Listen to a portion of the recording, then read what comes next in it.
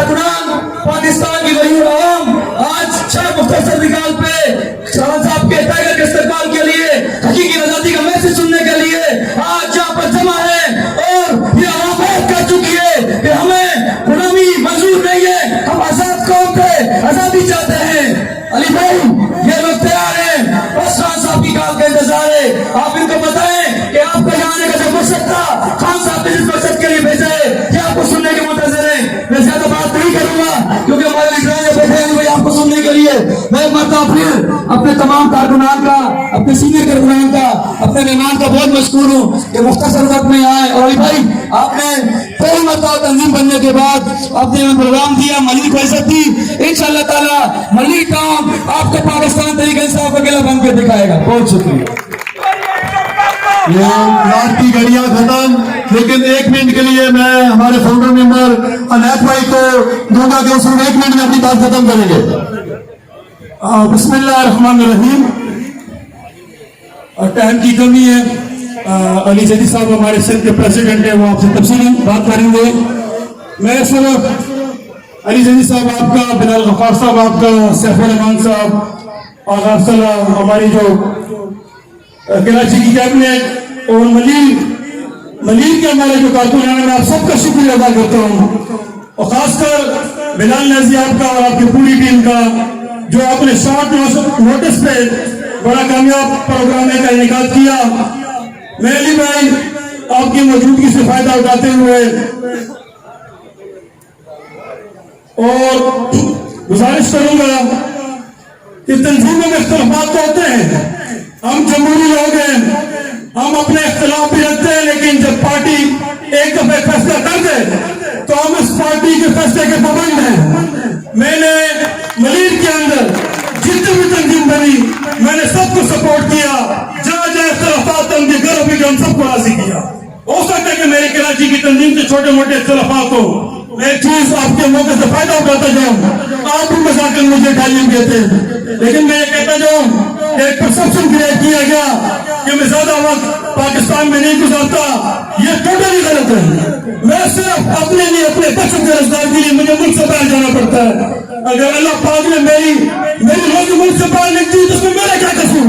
मैं कलाल की रोजी कमाता हूँ, न जमीनों पे कब्जा करता हूँ, न कब्जे लेता हूँ, कोई गलत काम नहीं करता, अपने इमरान खान के नजरिए के साथ खड़ा हूँ। पूरे मुल्क में, पूरी दुनिया में जहाँ भी जाता हूँ, इमरान खान का प्रचार करता हूँ। इंशाअल्लाह ताला जब तक मेरे अंदर दम है, आखिर खून के कतरे तक इमरान खान के कतरे से सफाई के तौर पे अपनी तहरीक इंसाफ के लिए, अपने मुल्क के लिए लड़ता रहूंगा इंशाअल्लाह ताला। मैं इन अल्फाज के साथ आपसे इजाजत चाहूंगा। अली भाई जब आप कराची का ऑर्गेनाइजर थे, मैं एक आता सा कारकुन जिसको आपने मलिर का ऑर्गेनाइजर बनाया, ये सारी टीम आपके सामने बैठी हुई है।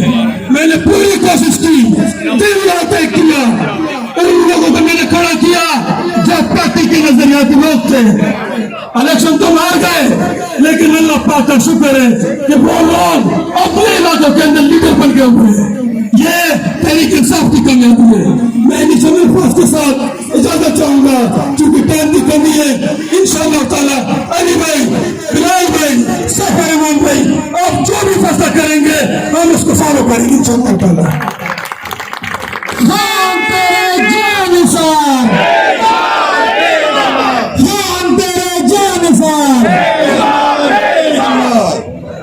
में 8-10 हज़ार लोग आ जाएंगे, ज्यादा भी हो सकते हैं, तो मैं मुख्तसर बात करूंगा। देखें, मलिर में तहरीक इंसाफ के कुछ लोग थे, कम लोग थे, क्योंकि ये वो हल्का था जहां पे समझा जाता था कि कभी पीटीआई जीत नहीं सकती। दोनों मलिर की जो सीटें थी वहां लोग ये समझते थे कि हम कमजोर हैं। तो मैं मलिर की मिसाल दे के पूरे सिंध की बात करना चाहता हूँ। मैं आपको ये बताना चाहता हूँ, ये मैंने जो हुकूक मार्च था गोटकी से लेके और कराची तक, जिला जिला, शहर शहर, गांव गांव, गली गली, शाम मुल्क साहब और मैं गए, हमारे साथ बहुत लोग थे और निकलते गए लोग। तो जो मैं आपको बात करने लगा हूं वो मैं आपको तकरीबन गारंटी दे रहा हूं कि इंशाअल्लाह जब भी अगला इलेक्शन होगा, मुझे तो लगता है 4 महीने में हो जाएगा, जब भी अगला इलेक्शन होगा तो ये बात आप अपने दिमाग में अपने ईमान का हिस्सा बना लें इंशाअल्लाह कि जरदारी माफिया की शिकस्त होगी और इमरान खान की क़यादत में तहरीक इंसाफ की जीत होगी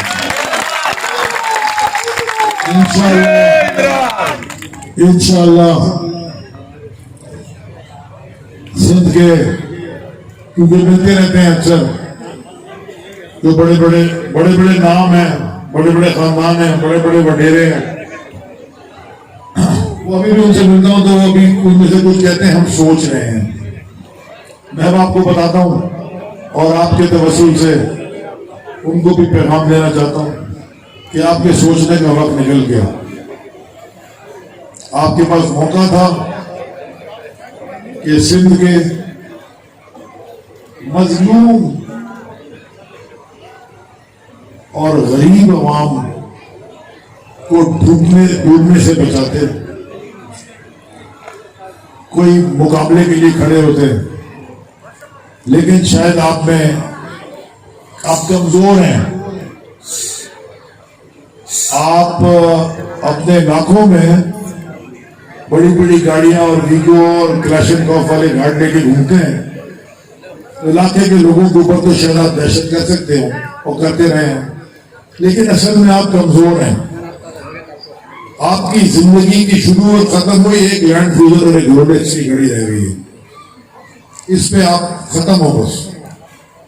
कि मेरा SHO लग जाए, SP से मेरी दोस्ती रहे, जान पहचान वाले मेरे नौकरियों पे लग जाए, वो जाए ना, रिश्तेदारों के लिए मैं नौकरियां लगवा दूं, और पीछे आके अक्सर ज्यादातर इनमें से पीछे जब मिलते हैं तो आसिफ जरदारी को मुल्क की बीमारी कहते हैं, लेकिन जब सामने जाते हैं तो सही सही कहते हैं इसे, क्योंकि आप में खौफ है। मौला अली का एक कौल है कि डरो अपने गुनाहों से और उम्मीद अल्लाह से रखो। सिंध की बीमारी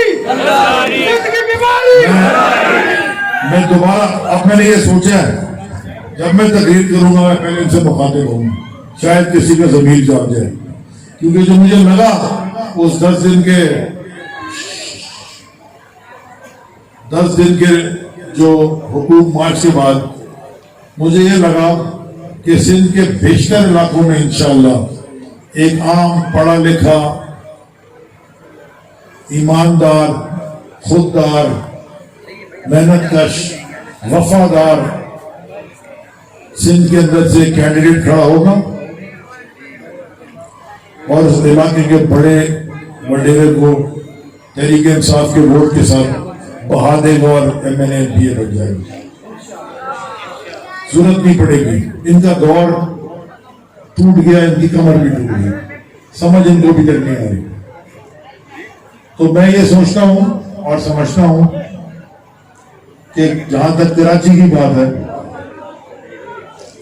तो कराची में 21 नशिस्तें हैं कौमी असेंबली की, और कितनी बिलाल 44 हैं, 44 नशिस्तें हैं सूबाई असेंबली की। तो बिलाल साहब आपका चैलेंज, और सैफ भाई आपका भी, सैफुर रहमान भाई GS कराची साहब आपका भी, आपका चैलेंज ना बता दूं क्या है। आपका चैलेंज ये नहीं है कि आपने मेजॉरिटी जीतनी है, आपका चैलेंज ये कि आपने सारी जीतनी है, सारी जीतनी है।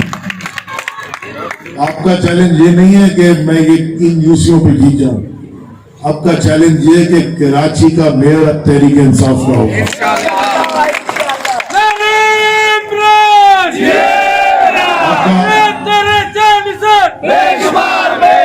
कहते हैं ना बेईमानी कर लेंगे, बेईमानी कर लेंगे, कोई वोट शोट डाल देंगे, और मेरा क्या चैलेंज है कि मैंने ये कबूल किया चैलेंज कि जो लोग इनके साथ मिलकर बेईमानी करते थे ना, उनके दिल में भी ईमान डाल दूं और उनको भी इस तरफ ले आऊं। इनके पास लोग ही ना मिले जो उनको बेईमानी करने के लिए।